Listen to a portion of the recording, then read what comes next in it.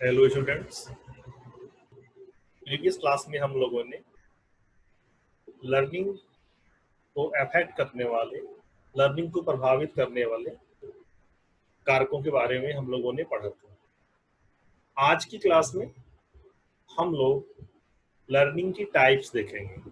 देखिए कि लर्निंग कितने प्रकार की होती है, यानी अधिगम हम या सिखाना हम कितने प्रकार से कर सकते हैं। आज हम इसके बारे में अध्ययन करने वाले हैं। तो बेटा जो लर्निंग का जो पहला टाइप है उसे कहते हैं एपिसोडिक लर्निंग। एपिसोडिक लर्निंग का मतलब होता है धारावाहिक या क्रमिक अधिगम। इसका मतलब क्या हुआ? इसका मतलब ये हुआ कि बचपन में कभी आप बिल्ली से डर गए थे, बिल्ली को देखते ही डर जाना। ठीक है। किसी कुत्ते ने कभी आपको काट बाइट किया था, बाइटिंग करी थी, कभी आपको उसने काटा था, और जैसे ही आपने कुत्ता देखा आपको याद आ गया, अरे यहाँ से भाग लो नहीं तो भी कुत्ता काट लेगा।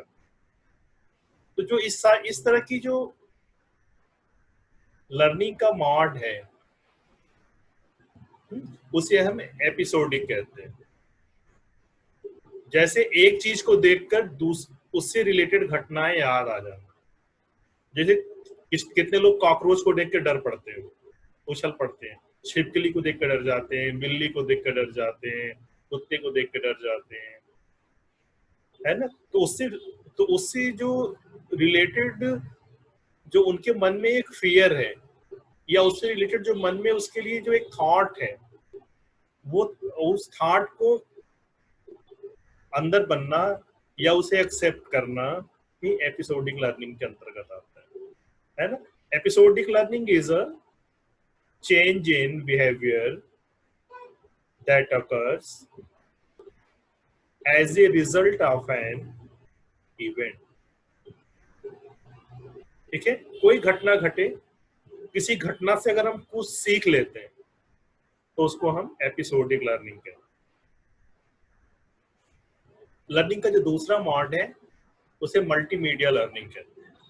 मल्टीमीडिया लर्निंग का मतलब, मल्टीमीडिया मतलब एक साथ लिखना, सुनना, देखना, यानी जो हमारे सारे ऑर्गन है अगर वो एक साथ काम कर रहे हैं तो उसको मल्टीमीडिया कहते हैं, है ना। देखो न्यूज़पेपर अगर हम पढ़ते हैं तो उसको हम प्रिंट मीडिया बोलते हैं, लेकिन जब हम टेलीविजन पे कुछ देखते हैं तो हम उसको मल्टीमीडिया बोलते हैं। क्यों मल्टीमीडिया बोलते हैं? क्योंकि टेलीविजन में हम केवल देखते ही नहीं, देखने के साथ साथ सुनते भी, यानी एक साथ हमारे दो ऑर्गन यूज हो रहे हैं। हमारी आंखें भी यूज हो रही हैं, हमारे कान यूज हो रहे हैं। तो मल्टीमीडिया का कॉन्सेप्ट है ये। ठीक है। जब हम शब्दों, चित्रों या किसी ग्राफ पेपर या किसी डिजाइन या किसी पिक्चर के साथ अगर हम किसी के संदेश को आपस में कनेक्ट करके समझने का काम करते हैं तो उसे हम मल्टीमीडिया लर्निंग कहते हैं। तो मल्टीमीडिया लर्निंग में क्या क्या इस्तेमाल हुआ? मल्टीमीडिया लर्निंग में हम किसी की बात को सुनते भी हैं और साथ साथ में हम चित्रों के माध्यम से, ग्राफ पेपर्स के माध्यम से हम उसको देखते भी। जैसे अभी जो हमारी क्लास चल रही है, इस क्लास में आप मेरी बात सुन भी रहे हो और कुछ देख भी रहे हो। तो यहाँ पे मल्टीमीडिया लर्निंग का कॉन्सेप्ट है, इस तरह से आप समझ सकते हो। तो मल्टीमीडिया का मतलब जहां एक से अधिक माध्यम से हम सीखने का काम करते हैं। जो थर्ड टाइप की लर्निंग है उसको हम ई लर्निंग कहते हैं। ई लर्निंग का मतलब इलेक्ट्रॉनिक माध्यम से लर्निंग करना। इलेक्ट्रॉनिक माध्यम का कॉन्सेप्ट क्या है?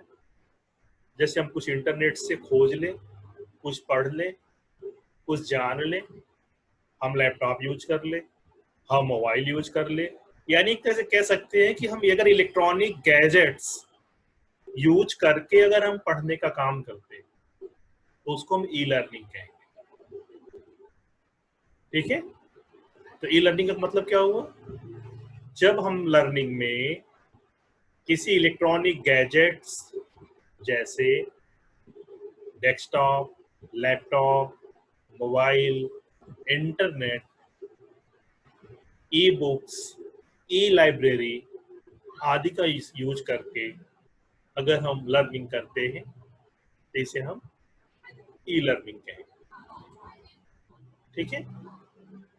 अब जो लर्निंग का जो सबसे नया मॉड आया है उसे हम कहते हैं augmented learning. Augmented means beyond the reality, यानी वास्तविकता से परे।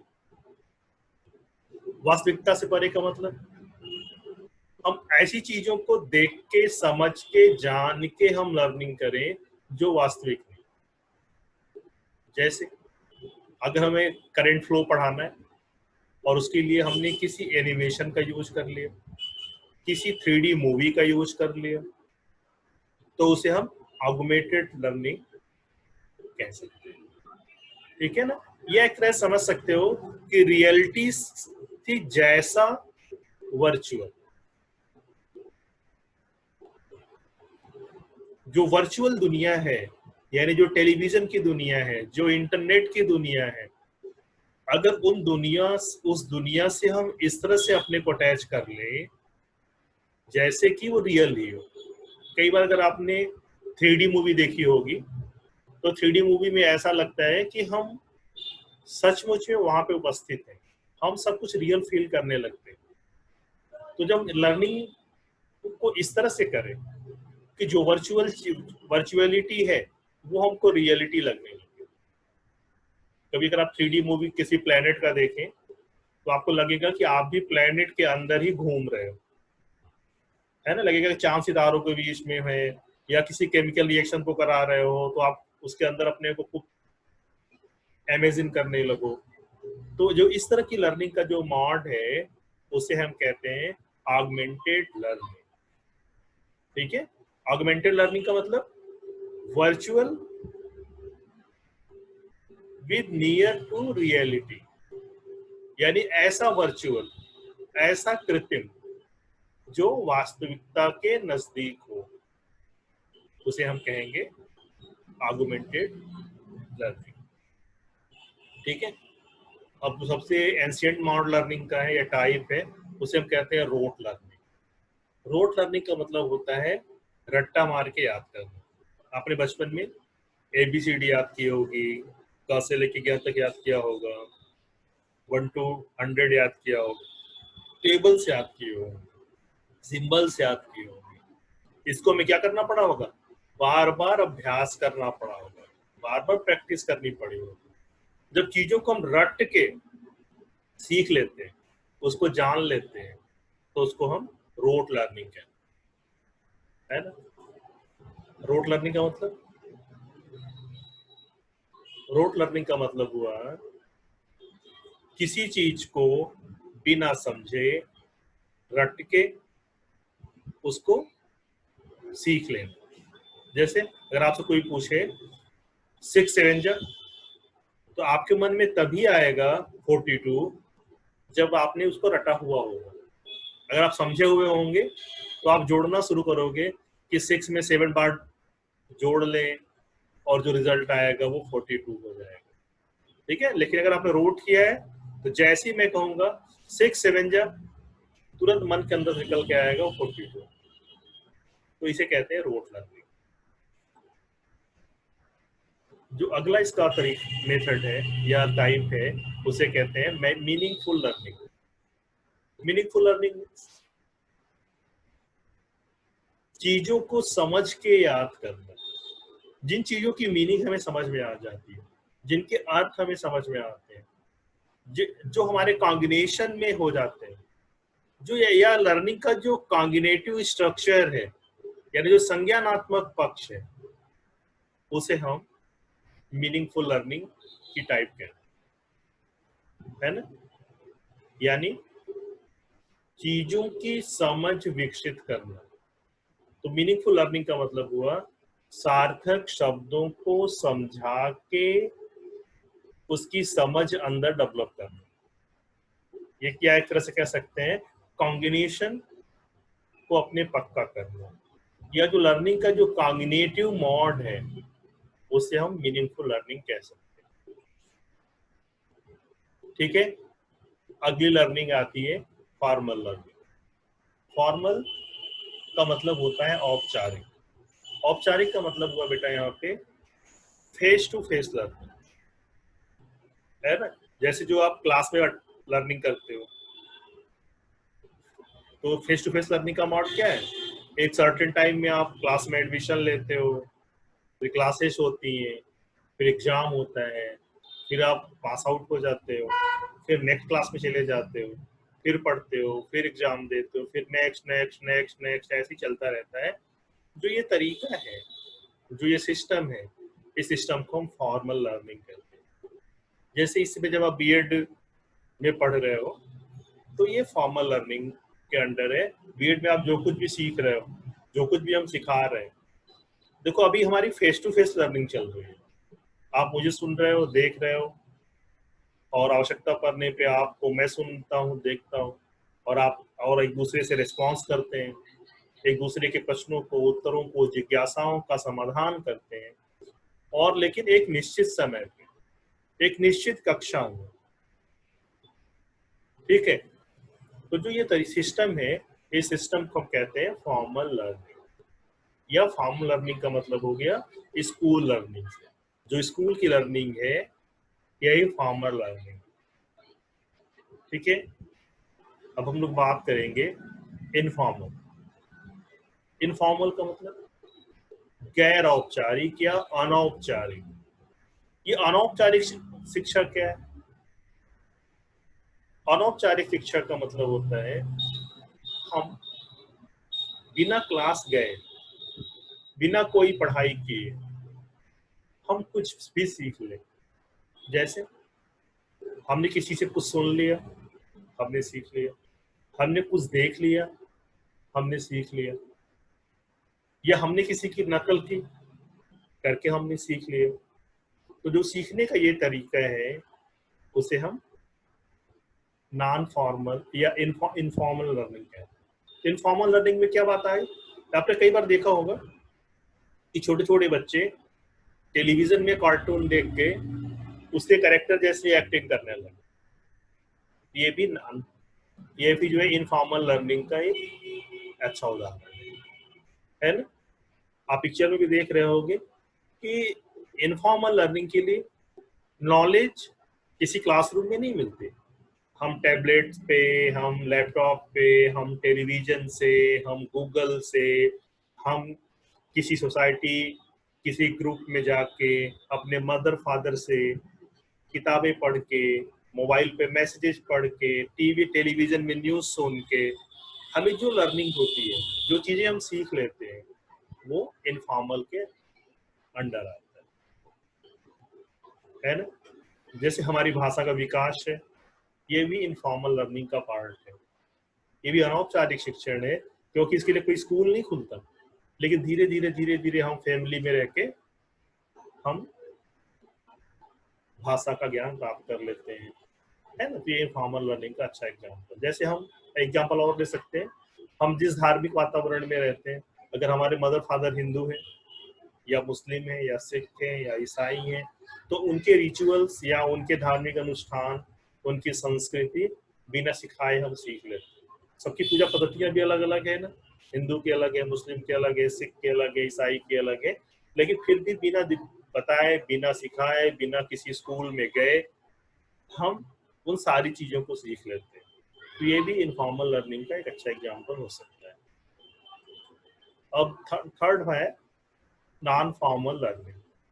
नॉन फॉर्मल लर्निंग का मतलब एक लर्निंग का ऐसा मोड, ऐसा टाइप जिसमें समय का बंधन न हो, कोई रोक टोक ना हो, कोई विद्यालय न जाना हो, कोई टाइमिंग ना हो, 9 से 4 की टाइमिंग ना हो, 2 बजे क्लास में जाना है, इसका कोई बाउंडेशन ना हो।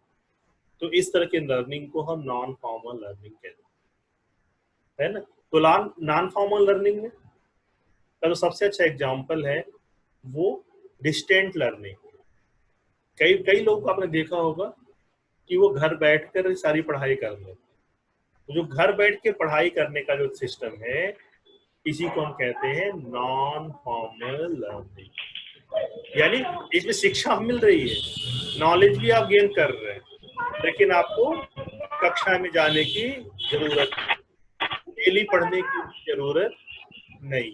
एक तरह से कह सकते हैं नॉन फॉर्मल लर्निंग या आनुषांगिक शिक्षा भी से कहते हैं। जो अनुषांगिक शिक्षा है या निरौपचारिक अधिगम का जो तरीका है, या जो नॉन फॉर्मल लर्निंग है, नॉन फॉर्मल लर्निंग फॉर्मल और इनफॉर्मल के बीच में होता है। फिर सुन लीजिए, नॉन फॉर्मल कहाँ होता है? इनफॉर्मल और फॉर्मल के बीच में होता है। तू क्यों तो ही लेके था ना, है ना? इसका मतलब क्या हुआ? इसका मतलब ये हुआ कि जो नॉन फॉर्मल लर्निंग है, नॉन फॉर्मल यार लर्निंग में देव तू पागल है क्या यार?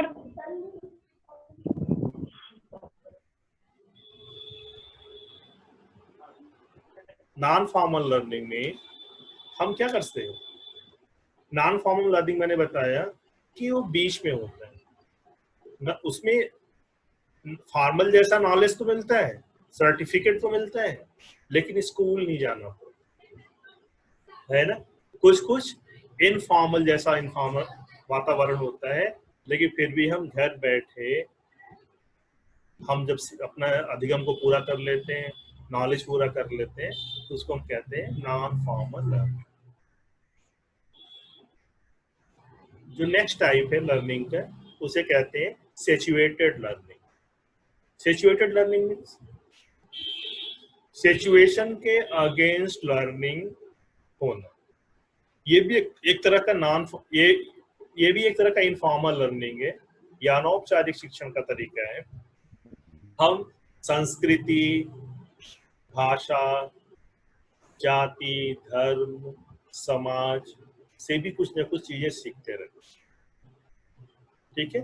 और ये ज्ञान हमें सिचुएशन के अगेंस्ट हो जाता है। जैसे अगर अगर हम किसी योगा क्लास में गए या कहीं अगर योगा हो रहा है, अगर हम वहां चले गए तो कुछ योगा के कुछ स्टेप्स सीख लेंगे। अगर हम टेलीविजन देख रहे हैं, उस पर खाना खजाना आ रहा है, तो हम खाना बनाना सीख लेंगे। ऐसे अगर हम कहीं पे हिस्टोरिकल प्लेस पे घूमने चले गए, हम आगरा घूमने चले गए, हम मथुरा घूमने चले गए, या हम कहीं और घूमने चले गए, तो वहाँ किसी से रिलेटेड जो हिस्टोरिकल नॉलेज है या जो रिचुअल्स है वहाँ के, जो वहाँ का रिलीजियस नॉलेज है, वो नॉलेज हमें होने हो जाता है।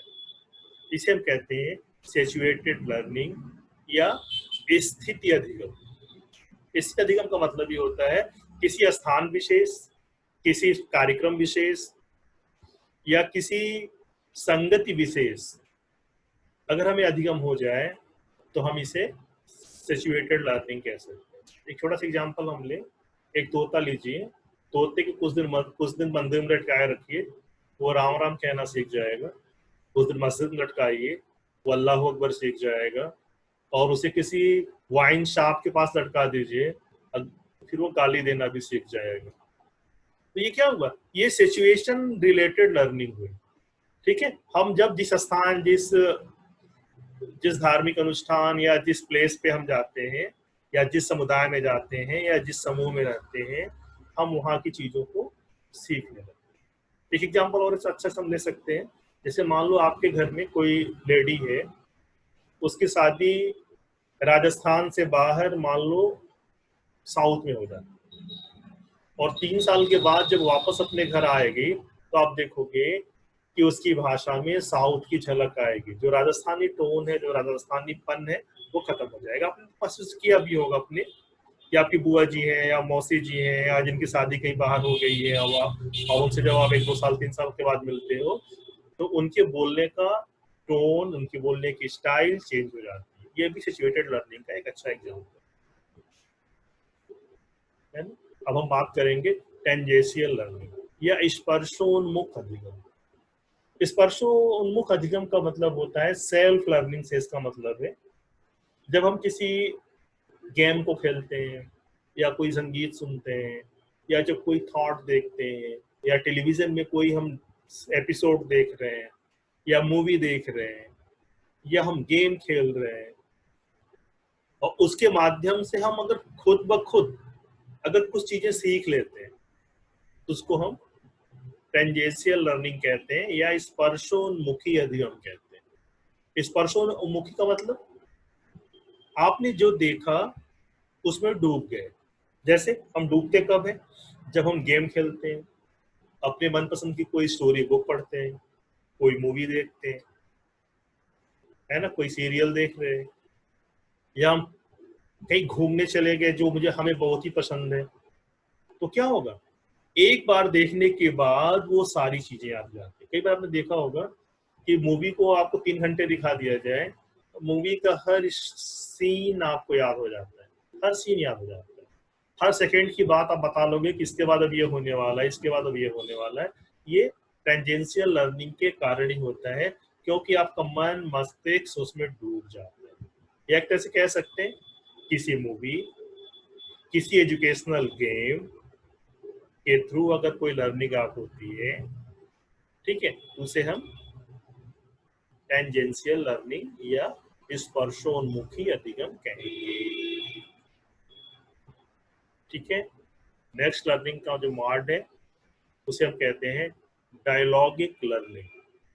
डायलॉगिक लर्निंग का एक्चुअल यूज तब होता है जब हम बोलना सिखाते हैं, जब हम स्पीच सिखाते हैं, जब अपने भाषा का विकास करते हैं। जैसे मान लो हम अशुद्ध बोल रहे हैं और हमें शुद्ध कुछ बोलना है, या हमें कोई लैंग्वेज नहीं आती, उस लैंग्वेज को हम सीखना चाह रहे हैं, तो ऐसी जगह पे हम डायलॉगिक लर्निंग यूज करते हैं। डायलॉगिक लर्निंग में हम क्या करते हैं, अपने टीचर या अपने इंस्ट्रक्टर के बातों को सुनते हैं और उससे सीखते हैं, तो उसको हम डायलॉगिक लर्निंग कहते हैं, है ना। जैसे जैसे लेक्चर, जो टीचर क्लास में लेक्चर देता है, वो भी एक तरह की डायलॉगिक लर्निंग ही होती है, क्योंकि टीचर जब लेक्चर देता है तो हम ध्यान से सुनते हैं, और सुनने के कारण हमें ज्ञान हो जाता है, हमारी नॉलेज गेन कर जाती है, तो उसको हम डायलॉगिक लर्निंग कह सकते हैं। क्लियर हुई बात? तो डायलॉगिक लर्निंग में क्या आया? डायलॉगिक लर्निंग का मतलब ऐसी लर्निंग जहां किसी की संवाद, किसी की स्पीच, किसी की डायलॉग को सुनकर अगर हमें लर्निंग मिलती है, उसको हम डायलॉगिक लर्निंग कहेंगे। ठीक है। जो अगला लर्निंग का मॉड है उसे कहते हैं इंसिडेंशियल लर्निंग, यानी आकस्मिक शिक्षा। आकस्मिक शिक्षा का मतलब एकाएक बिना किसी प्रोग्राम का कोई अधिगम हो जाए। जैसे आप सड़क से जा रहे हो, किसी ने कुछ बात कही, वो बात आपके अंदर, आपने उसको आत्मसात कर लिया, उसको सीख लिया, उसको सुन लिया, ठीक है। या हमने कुछ अन्वेषण किया, हमने कुछ ऑब्जर्व किया, हमने कुछ देखा, हमने लैब में कुछ एक्सपेरिमेंट किया और हमने कुछ सीख लिया। इसे हम इंसिडेंशियल कहते हैं, यानी आकस्मिक कहते हैं, यानी बिना प्रोग्राम या बिना किसी उसके हमने कुछ सीख लिया। ठीक है। जैसे हम सड़क पे जा रहे थे, कोई एक्सीडेंट हो गया, या कोई जुलूस निकल गया और उस जुलूस में हमने कुछ देख लिया, कुछ समझ लिया, और हमने उससे कुछ चीजें सीख ली, तो ऐसे इसे हम इंसिडेंशियल लर्निंग किसे कहते हैं, कह सकते हैं अगर हम कुछ ऑब्जर्व करके, कुछ हम एक्सपेरिमेंट करके अगर हम कुछ चीजें सीख लेते हैं, कुछ नॉलेज हमको हो जाता है, तो उसे हम इंसिडेंशियल लर्निंग का नाम दें। ठीक है। एक नया नया लर्निंग का प्रकार आया है जिसे कहते हैं मेटा लर्निंग। मेटा लर्निंग का मतलब, मेटा लर्निंग का मतलब बेटा आर्टिफिशियल इंटेलिजेंस या मशीन लर्निंग से हम लर्निंग अगर मशीन के थ्रू कर रहे हैं, अगर अगर किसी जो है इलेक्ट्रॉनिक गैजेट के थ्रू हम लर्निंग कर रहे हैं, तो उसको हम मेटा लर्निंग कहेंगे। मेटा लर्निंग का मतलब ही होता है हमारे सीखने, जानने की प्रक्रिया का नियंत्रण मशीन द्वारा किया जाए। अगर ये मशीन डिसाइड करती है कि आपको क्या आता है, क्या नहीं आता है, जो नहीं आता है उसके लिए आप कुछ पढ़ने का मटेरियल प्रोवाइड करा दे, आपका टेस्ट ले, और आपको पास कर ले, तो ऐसे लर्निंग सिस्टम को हम मेटा लर्निंग सिस्टम कहते हैं। ऐसे लर्निंग सिस्टम के बारे में हम लोग अगली अपनी क्लासेस में पढ़ेंगे। जब हम लोग पढ़ेंगे ये प्रोग्राम लर्निंग पढ़ेंगे, हम जब कंप्यूटर असिस्टेड लर्निंग पढ़ेंगे तो ये और अच्छे समझ में आ जाएगा। ये दोनों भी मेटा लर्निंग का ही एक पार्ट है, ठीक है। तो इन शॉर्ट में आप समझ सकते हो कि Meta learning means learning with machine या लर्निंग विद आर्टिफिशियल इंटेलिजेंस अगर है तो हम उसको मेटा लर्निंग कह सकते हैं, ठीक है। नेक्स्ट लर्निंग का टाइप है बी लर्निंग। बी लर्निंग का एक नाम और है, इसे हम ब्लेंडेड लर्निंग भी कह सकते हैं। ब्लेंडेड लर्निंग का मतलब, ब्लेंडिंग का मतलब क्या होता है? मिक्स कर, यानी मिश्रित शिक्षण की पद्धति। मिश्रित शिक्षण की पद्धति का मतलब क्या हुआ? जिसमें हम ट्रेडिशनल लर्निंग और मशीन लर्निंग को आपस में मिक्स कर, जैसे आपके नॉर्मल क्लास हो लेकिन आपके लिए वीडियो लेक्चर के वीडियोस और क्वेश्चंस ये सब हम इलेक्ट्रॉनिक मीडियम से या मशीन के माध्यम से आप तक पहुंचा दें, इसको हम क्या कहेंगे? ब्लेंडिंग कहेंगे। तो ब्लेंडिंग लर्निंग का मतलब क्या होगी, या बी लर्निंग का मतलब क्या होगा? जिसमें हम ट्रेडिशनल और मशीन लर्निंग दोनों को मिक्स कर दें आपस में। क्लासेस तो चले ट्रेडिशनल वे में, लेकिन क्लास कहाँ चल रही है? क्लास चल रही है ऑनलाइन। क्लास चल रही है आपकी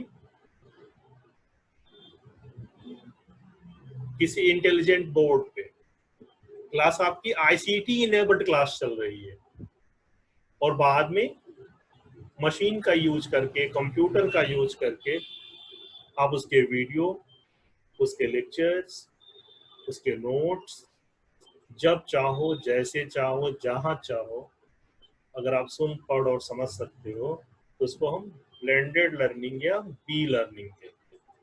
तो क्लियर हो गया?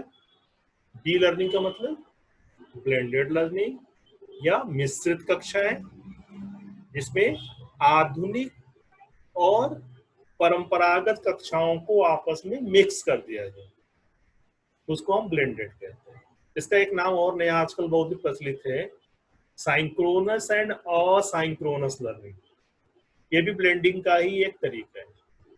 एक और नया नाम आ गया है K-12 स्कूलिंग।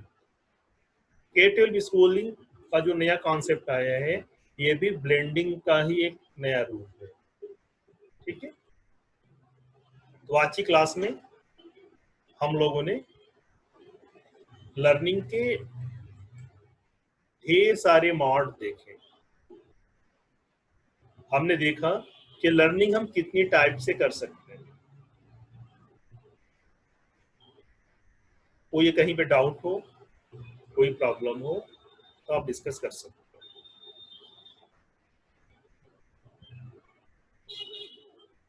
तो डिस्कस करना है, अबे हैंड रेज ना करो, माइक ऑन करके कर लो। सर मल्टीमीडिया और ई लर्निंग में क्या डिफरेंस हुआ फिर? मतलब ई लर्निंग भी मोबाइल की मदद से करी और मल्टीमीडिया भी वही हुआ। देखो, दोनों में अंतर ये है, ई लर्निंग और मल्टीमीडिया का मतलब ये है कि ई लर्निंग में मान लो अगर हमने इंटरनेट से हमने कुछ पीडीएफ डाउनलोड कर लिया और हम उसको पढ़ लेते हैं, और अगर या फिर हम कोई ई बुक डाउनलोड कर लेते हैं, उसको पढ़ लेते हैं। हमें कुछ डाउट्स था, हमने गूगल पे सर्च करके हमने कोई मैटर निकाल के हमने उसको पढ़ लिया, तो बेटा ये ई लर्निंग है। लेकिन मल्टीमीडिया का मतलब जब हम एक से अधिक आर्गन यूज करें। अगर हमने यूट्यूब वीडियो अगर हमने सुन के अगर हमने कुछ पढ़ा तो ये मल्टीमीडिया लर्निंग भी होगा और ये ई लर्निंग भी होगा, क्योंकि हमने मल्टीमीडिया लर्निंग के लिए हमने ई सिस्टम यूज किया, ठीक है। देखिए, क्लास में टीचर आपको पढ़ा भी रहा है और आपको चार्ट पेपर या किसी मैप या किसी पिक्चर या किसी डायग्राम या किसी स्ट्रक्चर के थ्रू आपको समझाने की कोशिश भी कर रहा है, तो ये भी मल्टीमीडिया का फॉर्म है। तो मल्टीमीडिया में ट्रेडिशनल लर्निंग और ई लर्निंग दोनों यूज कर सकते हैं, ठीक है। लेकिन ई लर्निंग मल्टीमीडिया तभी होगी जब उसमें एक से हम अधिक आर्गन यूज करें। देखो जब हम लर्निंग करते हैं तो हम बेसिकली 3 आर्गन अपने यूज करते हैं। हम कुछ सुन के सीख सकते हैं, हम कुछ देख के सीख सकते हैं, हम सुन और देख दोनों करके सीख सकते हैं। ये सीखने का 3 माध्यम है। तो जो सुनने और देखने का दोनों माध्यम एक साथ जब इस्तेमाल करते हैं तो मल्टीमीडिया लर्निंग हो जाती है। हुआ क्लियर? और कोई क्वेश्चन?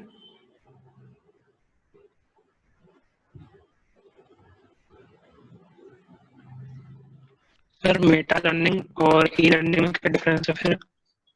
बेटा मेटा लर्निंग एक इंटेलिजेंट लर्निंग सिस्टम है जिसमें मशीन अपने आप ये चेक कर लेती है कि आपका प्रीवियस नॉलेज क्या है, आपको कितना आता है। आपको जितना आता है मशीन जान लिया तो उसके बाद के स्टडी मटेरियल आपको प्रोवाइड कराती है। आप जब पढ़ लेते हैं तो आपका टेस्ट भी ऑटोमेटिक ले लेती है और ऑटोमेटिक आपका रिजल्ट भी बना लेती है। इसे हम मशीन लर्निंग कहते हैं। लेकिन ई लर्निंग में केवल इलेक्ट्रॉनिक मीडिया यूज होता है। केवल इलेक्ट्रॉनिक मीडिया यूज करने से वो ई लर्निंग नहीं हो जाएगा, लेकिन उसमें कंडीशन अलग अलग है ना। तो मेटा में पूरा का पूरा इंटेलिजेंट सिस्टम काम करता है। मशीन अपने आप ये जज करती है कि आपको क्या आता है, आपको क्या सीखना है, आपने सीखने के बाद आपका रिजल्ट क्या आया, ये सब कुछ डिसाइड करना ये मेटा लर्निंग का पार्ट है। क्लियर?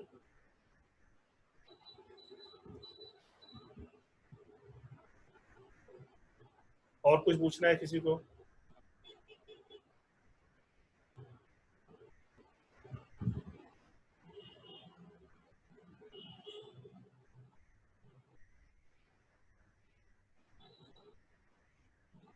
और किसी का कोई डाउट है? कोई डाउट को तो आप डिस्कस कर लो।